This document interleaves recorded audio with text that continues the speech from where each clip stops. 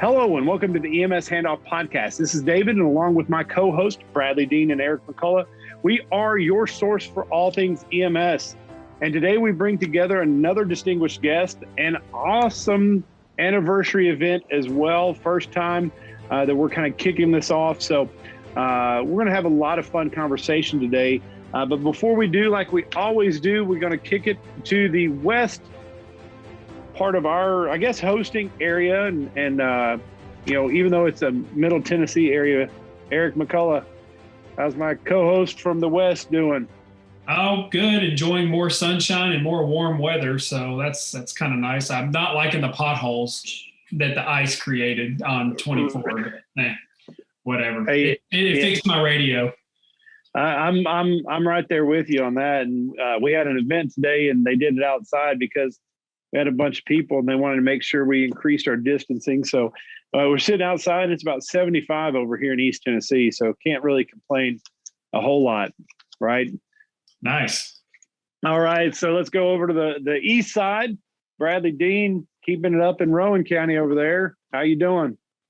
Doing great. East Side Express is nice, sunny, and warm over here today. It's 75 and beautiful outside. Now, before we introduce our guests this evening, we'd like to thank our podcast partner, the Journal of Emergency Medical Services. They've been a tremendous partner with the EMS Handoff podcast. And while we serve as your source for all things EMS in the podcast verse, Jim's has been an industry leader for a long time. So make sure to go by and support their website and all their efforts to keep the industry informed. And not only that, you can also find out about our fellow podcast hosts. And just remember, Jim's has recently expanded their podcast platform. So if you're trying to find us, go to EMS Today on either Google, Apple, or Spotify. Lastly, before we get started, we'd like to introduce you to our EMS Handoff merchandise line in cahoots with our apparel partner, Pursue Outfitters.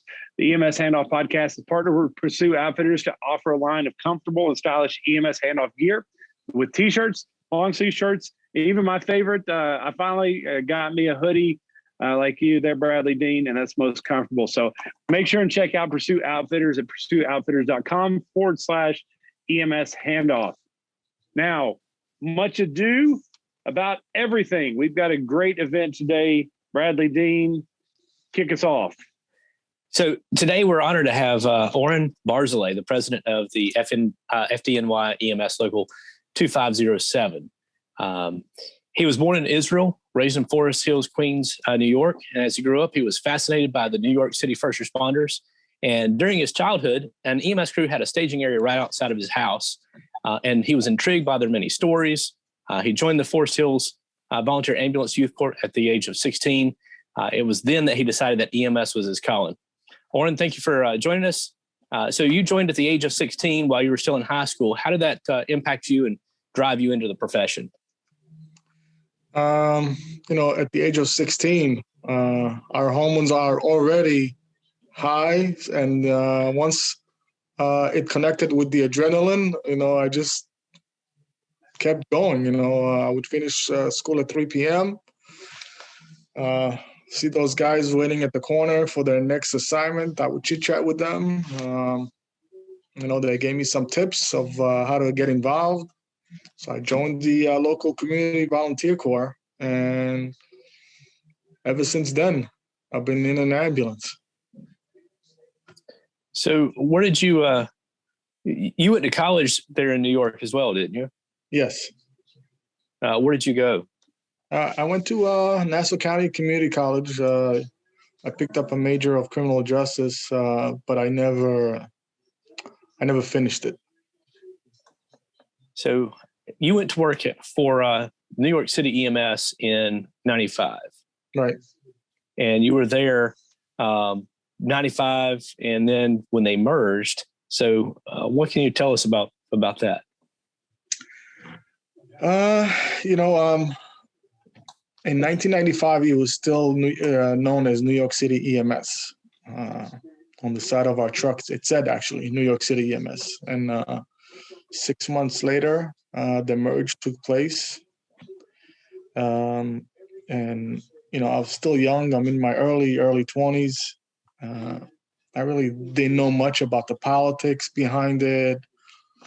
or why it was happening. And as the weeks went by, they started recalling all our trucks to change the wording on the ambulances. And, when my truck came back, I was one of the first ones actually to get it back, and it said FDNY on it.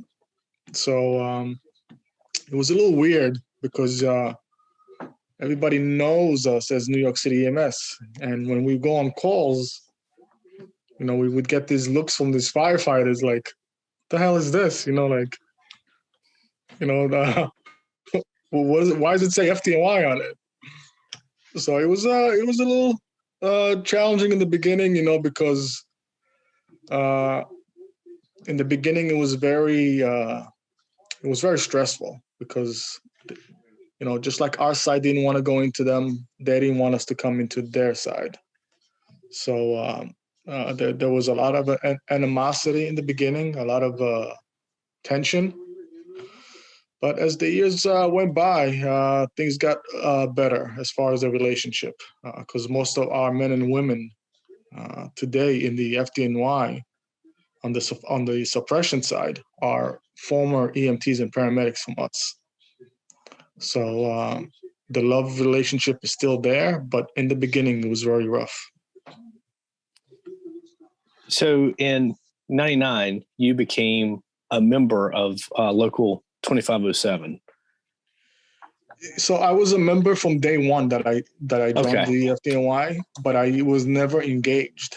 Again, I was 22, 23 years old. I don't know what a union is. It's my first job, my first real job. But working the streets in Harlem, New York City, you go along with the police department and the firefighters on calls.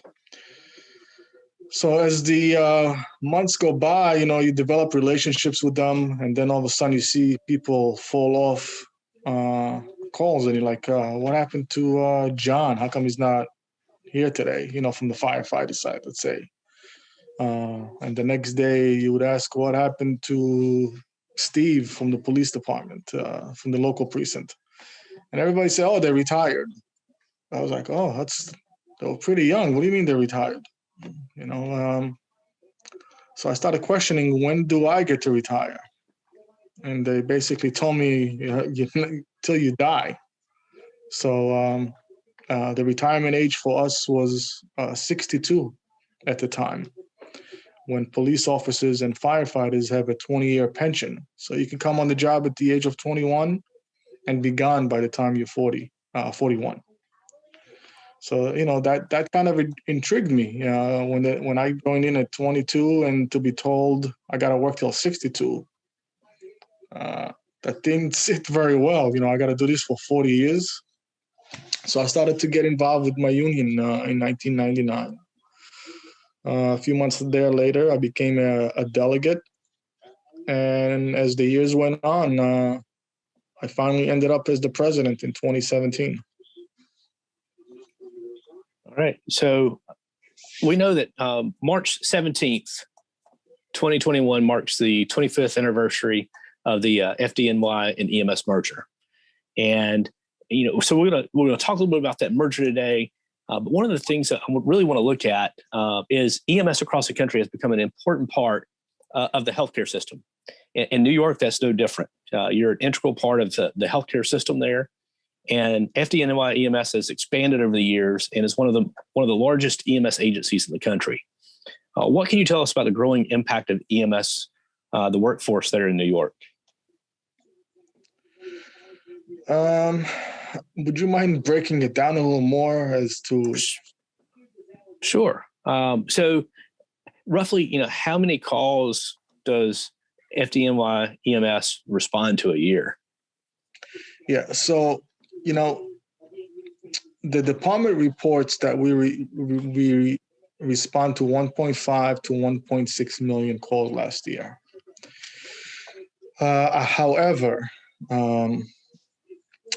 let's say you have incidents where there's multiple patients. They still consider it one call. So if you have a multi-car accident where you have 10 patients, it's still considered one call. So I believe that we are very close to 2 million calls a year. It's just that the way they count those runs is a little different than what fire does. So we average close to 2 million calls a year. So with that as well, sir, I'm going to go ahead and expand on that just a little bit more. So FDNY EMS, because of that, as you just mentioned, anywhere from about 1.5 to 2 million calls or patients transported every year. That makes FDNY one of the largest EMS employers in the country, and which is one of the reasons we're coming as well here. They took this on 25 years ago, the merger of the New York City EMS and FDNY.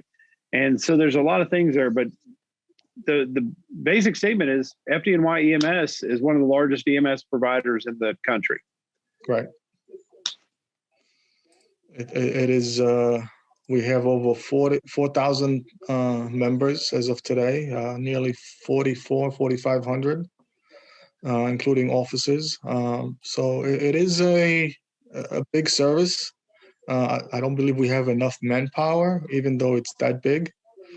We're averaging anywhere between 4,000 to 5,000 calls a day. So it's still it's busy. It's a busy system.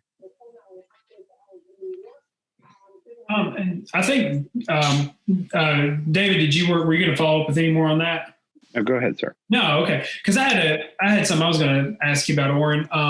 We know that EMS developed mostly out of necessity, and with that development, the standards began to develop as well. So even into the mid-1990s, response times were often extended due to lack of resources, funding, infrastructure, things like that. And you were present during the merger, and you've experienced a lot of that change. How were the response times prior to the merger, and how have things evolved over those last 25 years? Yeah, so I'm glad you brought that up. Our response time back in the day was over 10 minutes. I mean, that was awful for somebody who was in a cardiac arrest. It was terrible. But today, we are averaging a little over 6 minutes on priority calls. So when I joined the department, there was roughly 2,700 EMTs and paramedics. So you can say we almost doubled in size since then, and that improved the response time. More units, the quicker we get there. And so that right there just simply means, we're kind of the key, as you mentioned, again, 2 million individuals going through the EMS system. We're really one of the keys to, y'all are one of the keys to healthcare in New York City.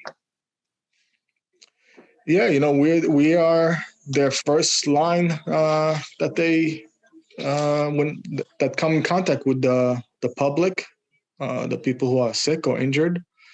We are an integrated part of the healthcare system.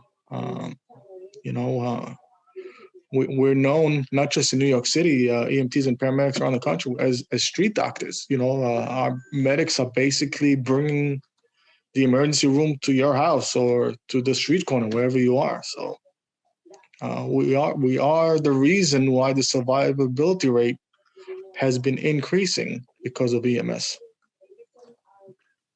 And so it sounds to me like that merger has been really successful, like improving response times, care, management of these emergencies, things like that then. Yeah,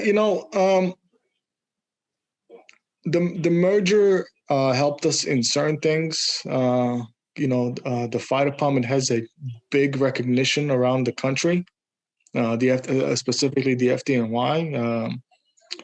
It's a brand name. So, and then it's managed well by people who are understanding the system and understand what needs to be done to achieve that goal. Now, just like your story as well, the EMS profession has a rather varied background. in development from the military, streets of Pennsylvania, many different areas, including, going back to Nancy Caroline and the origination of a lot of the textbooks. And one of the things we see is EMS is a rather diverse population force, but FDNY EMS has made those strides as well. Your population within the EMS is relatively diverse, correct?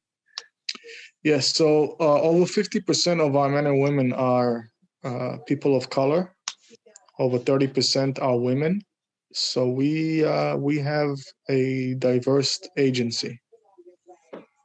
And that that's helped the FDNY overall in their diversity campaign there.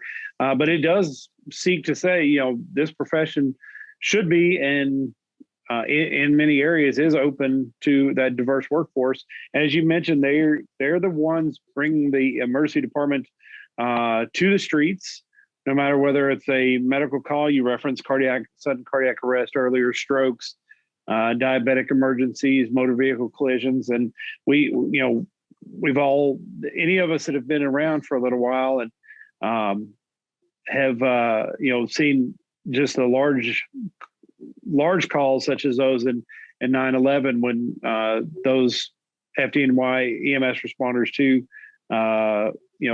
went into the towers to help people that were injured. Yeah. No matter what the circumstance, what emergency, what disaster, what terrorist act happens, we're there all the time. And this past year is evidence of how EMS is important, because we were the only ones going into people's home under COVID, under this pandemic. Police officers in our city and the firemen, firefighters, were told to stand down, wait outside, see what they tell you if they need your help. Otherwise, it was EMS alone. Well, and that actually goes into one of my next questions itself. So let's talk about that for just a minute. So over the last year itself, the country has been plagued with COVID.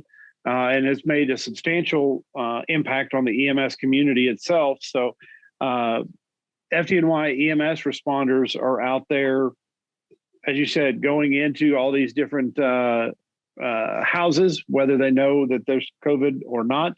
So let's kind of talk about that. So what have your personnel have had to endure during this last year of COVID?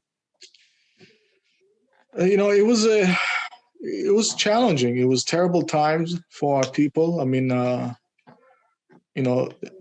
even though they knew the risk and dangers that they were going to face, they still came to work. They still wanted to accomplish what they signed up for. And a lot of them, even though they were scared, they showed up. But there was another side of the story that we had to share with the public, is that these EMTs and paramedics, they're not going home. They're afraid to go home and get their families sick. We became carriers. Nobody was more exposed than us. You're going into a home for a man or a woman with let's say they called you for a broken foot or something. But the family member that's in the house with them, you don't know if they have COVID or not. They're not telling you what's happening in the rest of the house. So it was worrisome for everybody. At one point, 2,000 of our men and women came down with COVID. So throughout the year. 5 have died from it, and 3 committed suicide. It was very challenging. We didn't have the support that we needed from the city when it came to protective gear. We didn't have the PTSD therapist that we were trying to get. We knew from day one that this is that the disease, this insidious disease, is not going to be just for our victims that we're going to. We're gonna have some psychological effects with this, and nobody listened. And shortly thereafter, 3 of my men committed suicide. And some of that is, again, because of their fear, they didn't want to take it to their house as well. So they end up kind of hanging around the station house, sleeping there or in other locations. And they were potentially away from their families for a period on end. Yeah. Oh. I'm sorry, I don't mean to cut you off, but till today, we have men and women who are sleeping in hotels that the department has provided because they understand the fear that people have. So we have men and women that haven't been home in months because of the high risks that they faced. I was gonna ask about this. So I grew up on 9/11. I was in high school when that happened, and a lot of people know about not a lot of younger people know about 9/11 because they didn't live through it. So I did, and I'm wondering, did COVID-19 kind of endear FDNY EMS to the public in that kind of that same, not the same way, obviously, but in that very similar fashion where people understood, wow, EMS are the people who are really taking care of us? Or was there any blowback from the public, or was the overall public sentiment from that response? So on that tragic day, September 11, 2001, that was one of the worst days our country faced. But when COVID hit, our fire department took a huge hit on September 11. Over 300 firefighters lost their life. So when COVID hit, that was EMS September 11 every day. There were days where we responded to 800 cardiac arrest calls every day. Our men and women, some of them saw 12 to 16 bodies a day, dead bodies that they had to work on. We average 1 or 2 cardiac arrests call in a day or two, but to do 12 to 16 codes in a day, it was our September 11. And it was acknowledged by the city that it was one of the most trying times for EMS. So as a result of this, like I know 9/11 created a recruitment effort that probably unparalleled for the military, for EMS, for all the organizations. It got me in the Army. It got probably some of the other guys here in the military too. But we often hear, especially around my area and stuff, of EMS agencies having a difficult time recruiting and retaining individuals. It seems we hear across the board that pay is one of the reasons that agencies have a difficult time retaining individuals. And I was just wondering, how does FDNY EMS compare with other professions like firefighters and law enforcement? So, they are just now acknowledging that there's a retention issue with EMS and that there's a hiring issue with EMS. We train anywhere between 400 to 600 EMTs every year, 120 paramedics every year. And as quick as they come in, that's as quick as they leave. Nobody wants to stay here. The average EMT survivability in New York City is 3 to 4 years, and they move on to other fields. We are the lowest paid first responders in New York City. So anytime an opportunity comes in, whether it's sanitation, corrections, police, fire, they jump on it. Those agencies make nearly double of what we are earning. So we have been campaigning for the past 2-3 years through media networks and our city council. We brought this issue to light, and we are now negotiating. Hopefully this can be resolved, but there's a promotion within the department to become a firefighter. And every 4 years, that door opens and roughly 1,200 of our men and women leave to the fireside.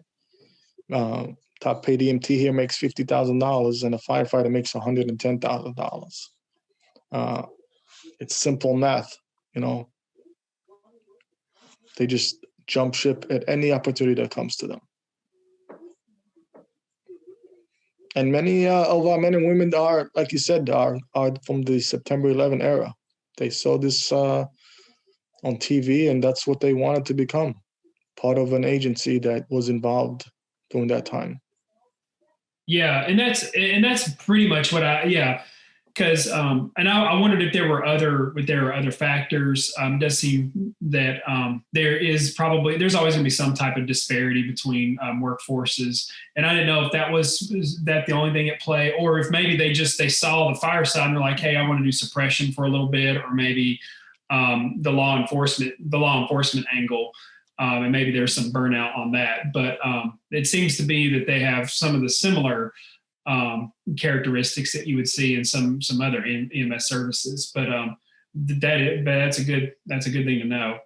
Yeah, no, we even have police officers who leave the force to become firefighters. The pay, the work schedule, the risks are lower being a police officer. So, you know, the benefits are better. It's a better environment to, you know, you get to sit down with your colleagues, have dinner. You know, us on the ambulance, we sit on the truck at a street corner. We're not allowed to go to a house or sit at a station. They're breathing down our neck every day. What are you doing here? You know, go to your area. So the overall atmosphere on the fire side, and I, you know, I can't speak any negativity about that, is that they have, you know, camaraderie among them, and they look out for each other. So most people that come to EMS, for us in New York City, they know there's a back door channel to become a firefighter. There's two ways to get into New York City Fire Department. One, it's the civilian test, and one through EMS. So if you're a civilian, you scored 100 on the test, and I'm in EMS, and I scored a 70 on the test, I'm getting in before you, even though you scored 100.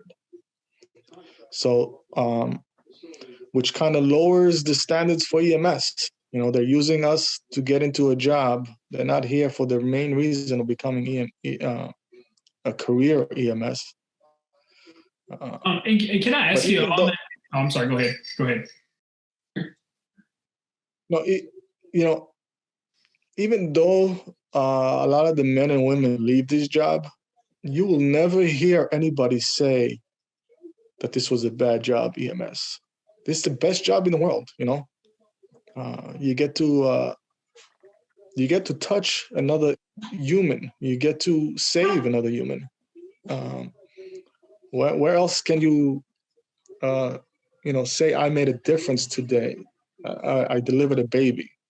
I brought back somebody's grandma. I brought somebody's dad back. You know, there's so many positive things about us. It's just that the pay is what distinguishes us between the other agencies. I want to jump in because I read an article, I think it was posted yesterday or the day before, and I think it was you that said something about patient outcome is determined by experience. Absolutely. And you want me to elaborate on that? Or yeah, if you don't mind. Yeah, so there's two studies. One by I think it's the Pennsylvania University. I could get you the study if you want.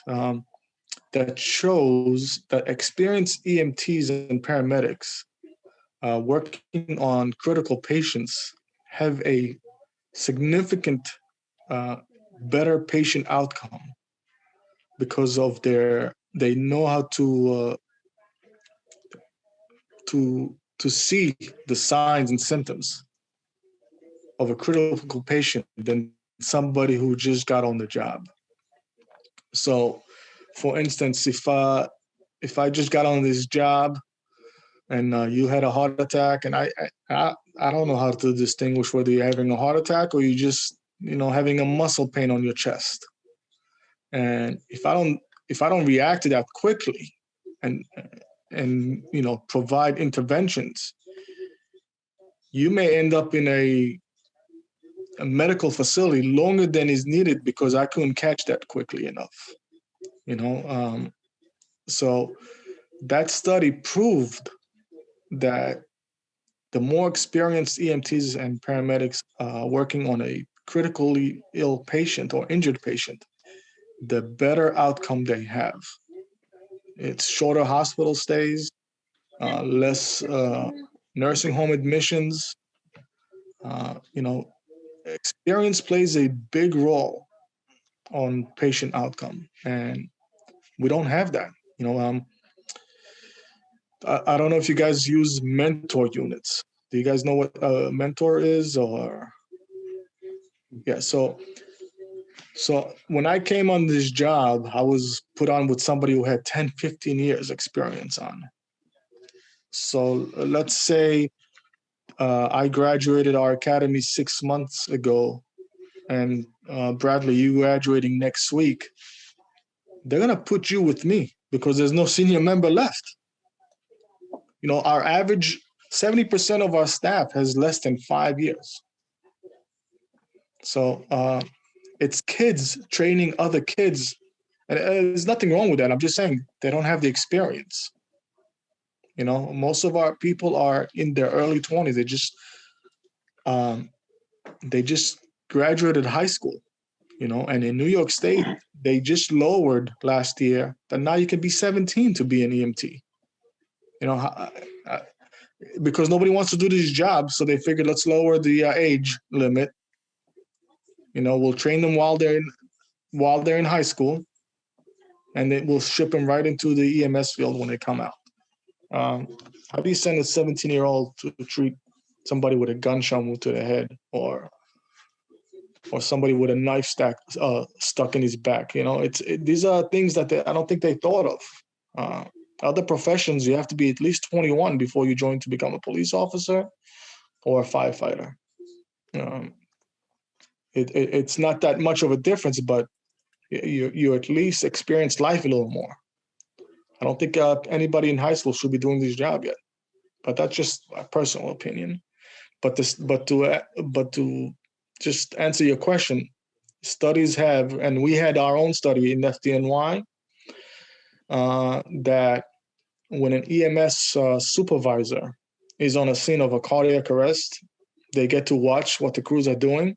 And if he feels that they're not doing the right compressions or the right drugs or whatever, the results were much higher in survivability on cardiac arrest when an EMS supervisor was on scene. That is pretty interesting. So we know that pay certainly is recruitment retention issue. I want to circle back to something else that we were talking about just a few minutes ago, because you mentioned that a lot of your personnel, stayed away from their families. We're coming up on the year anniversary of COVID, not just the 25th anniversary of the merger. Right. But, a lot of the people were sleeping in their personal cars. We heard stories about them, sleeping on station house couches. I had the opportunity, New Year, I was actually in New York and New Jersey, and, got to see a lot of the stuff that was going on. But while we've made great strides over the last month or so with the current pandemic, I think we're probably going to see other, pathogens emerge in the future. We're going to have other issues. What kind of facilities does FDNY EMS have to accommodate personnel during times like this, when they're working long hours and everything else? We don't have sleeping quarters. We don't have any of that. And but before I get into that, we were just given an alert last week that Ebola is back. So we are now on alert to watch out for Ebola patients. JFK Airport is one of the 6 entry points to the United States from these countries. So they put our members on alert last week that anticipate this to come back to us now again. We have 35 facilities, 35 EMS stations. Not one station has sleeping quarters. And we've been telling them for years, when you build these stations, at least moving forward, think about sleeping arrangement for these men and women. Falls on deaf ears. But other than because of COVID, and them placing us in hotels, there was never anything done for us. So we've talked a lot over the last just short little bit already about the history of FDNY EMS and really kind of the last year. But let's go into the celebration a little bit as well. So this does mark 25 years since the New York City EMS merged out of the Health and Hospital Corporation into FDNY. And, just like every 25th birthday, one of those things, really not birthday, anniversary, because you all were in existence before then. But so what is going on in New York City to honor this rather great anniversary, representing or really bringing focus to EMS? I think if our city wasn't closed, there would be ceremonies all around. But there is nothing. I mean, we have a funeral coming up this weekend for one of the EMTs that passed away last week, and the department, they can't even attend funerals. So our city, even though they're opening up to a certain degree, large events are not allowed. So nothing has been mentioned to us about any type of recognition or ceremony for our 25-year anniversary. Okay. Well, then that's certainly from us. I can tell you that the union will be funding stations to hold station barbecues or, anything to bring up morale, but nothing official has been done yet.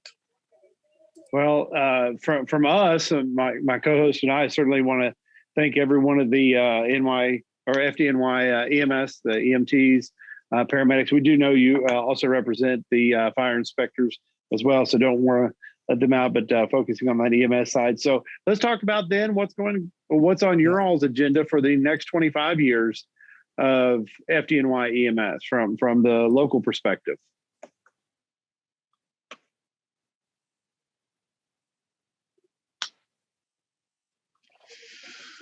So my team and I, we ran on a platform that we will settle this pay dispute that's been going on since the inception of EMS. For 40 years, we've had this struggle of equity pay.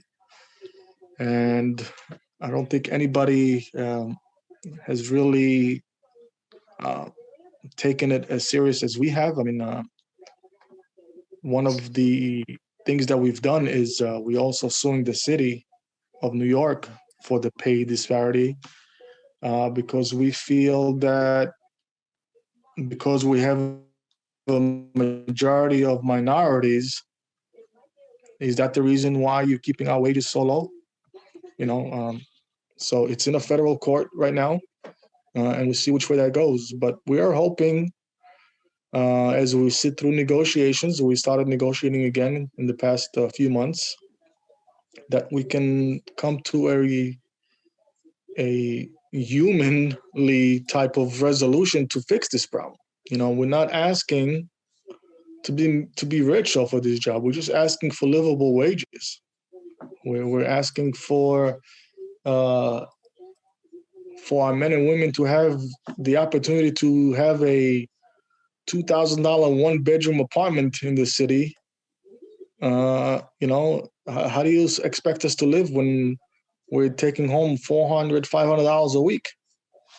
What about food? What about transportation to work, clothing? There's so many problems with the wages here. So that's the main goal, is to elevate our wages and keep up with how EMS evolves around the country. A lot of places have been doing mental health transportations, from what I've been reading lately. It's not police work anymore, and that's something that they're trying to implement on us. I mean, and I understand it, but our men and women are very resistant to it. So, but I know that EMS is going to evolve. There's so many more things that we can do, and but our biggest goal is to achieve pay parity, pay equality for our men and women. And so a lot of what you've discussed is things that, as we discussed, Eric and I from Tennessee and Bradley from North Carolina, some of the same things that you're saying are very similar to what we're having here, as far as those that are looking for other avenues in the profession, looking for that pay equity, going from one side to the other. I remember on the fire side, the difference in our local fire department versus the EMS agency surrounding. But it sounds like, one of the largest EMS agencies in the country is on some of the forefronts of this stuff, and bring that conversation, if nothing more than that conversation, saying, hey, these are what we're seeing, and we're out there just the same, if not more, in some of these hazardous environments like COVID, going in, as you mentioned, in the houses of people that may have one or more personnel sick, or a family member sick, and ultimately that repeated exposure is going to increase ours. So what is the 2507 looking at as far as helping support the retention issue in EMS, not just the pay equity as being one of the big ones, but what are some other things that you all are seeing that is going to help retain those personnel within the profession?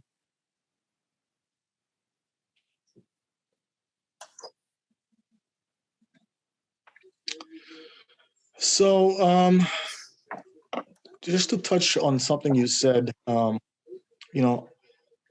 every service, police and fire, they have dangerous jobs, and I'm not taking anything away from them. But however, though, a firefighter can see what he's running into. A police officer can see what he's responding to or where he has to enter. They can see what danger is facing them to a certain degree. In EMS, our bullet is an invisible bullet. You don't know. You can't see communicable diseases. You can't see the deadly disease that's out there. Our patients don't necessarily always tell us the truth of what they have, and we understand that. But the point I'm bringing this up is our job is just as dangerous, if not more dangerous, because there's so many communicable diseases out there. And I think it's time, not just for us, but for the entire EMS community around the country, to acknowledge that our job is very dangerous. Just because you don't hear it or you don't know about it, it's out there and it's happening. We had a medic died from HIV that she contracted by a needle stick from her patient. So the dangers are out there for EMS. We get assaulted on a daily basis. You don't hear it on the news all the time. Once in a while, we'll air it out.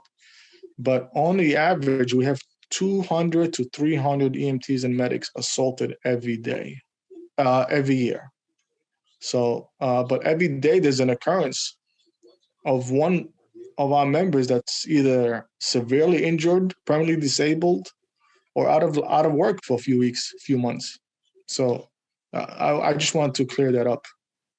No, that certainly is a very valuable point. And you couple that with one of the things that you mentioned as well, being faced with that on a almost minute by minute basis, not sure what you're going to face next, is also hitting the mental health resilience of these individuals as well. Becoming, as you mentioned, just during COVID, you've identified a couple of individuals there that have taken their own life, which is a huge topic as you add the responsibilities that we've seen during COVID, such as adding the testing environment, the vaccination requirements, coming into the public health picture with syndromatic surveillance and all that. You know, you keep adding with some of these conditions, and we see that not only are they just leaving, but they're also causing harm because it's overwhelming.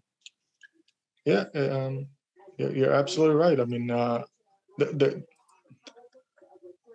the things that bothers me most about EMS is that it's not acknowledged by politicians or administrators of how dangerous our jobs are.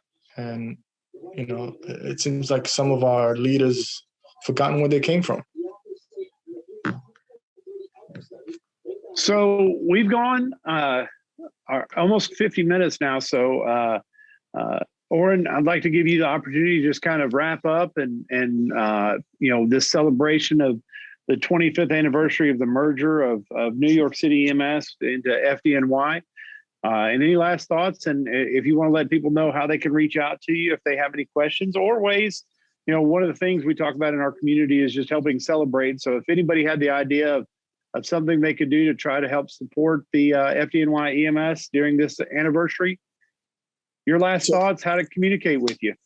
So I appreciate this. And before I touch on that, I just want to touch on one more thing. There is an organization called EMS Labor Alliance. I'm not sure if you heard of them. It's Have not.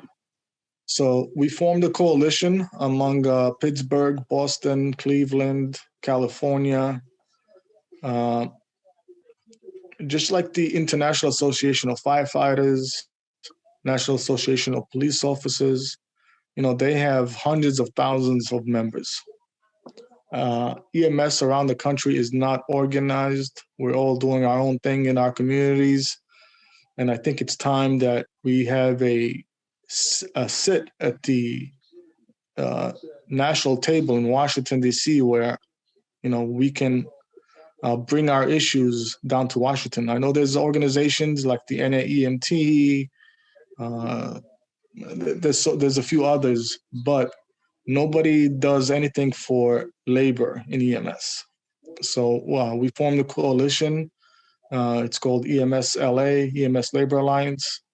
If anybody wants any information on how to join us, you know, I'll leave my email, oren.barzilay.com at local2507.com. So I just wanted to touch on that. I think it's time for EMS to elevate across the country. Well, and we'll certainly add that to the notes so everybody can get a hold of that as well. But continue, sir. Go ahead. I appreciate it again. As far as the 25-year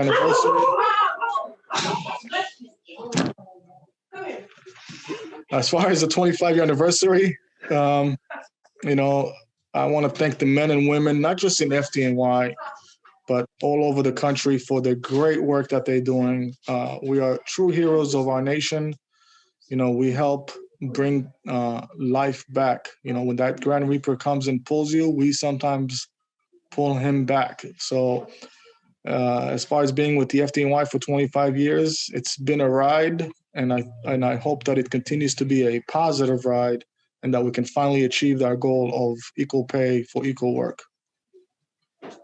Well, I'm going to go ahead and be one of the first ones to say thank you for coming on the show. We enjoyed having you on, and I'm going to give my co-host an opportunity to wrap up as well. So Bradley Dean.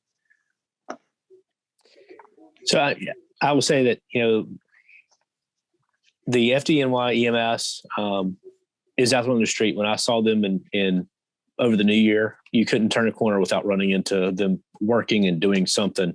So thank you for what you do there in New York, and for all of the providers across the country. Thank you. I appreciate And it. Eric, Many of our men and women retire to your state. I know. I've got a few friends down here that are great. I'm at a point where I'm near retirement, and you may see me out there one day. Maybe, I don't know. We got some lake houses for sale.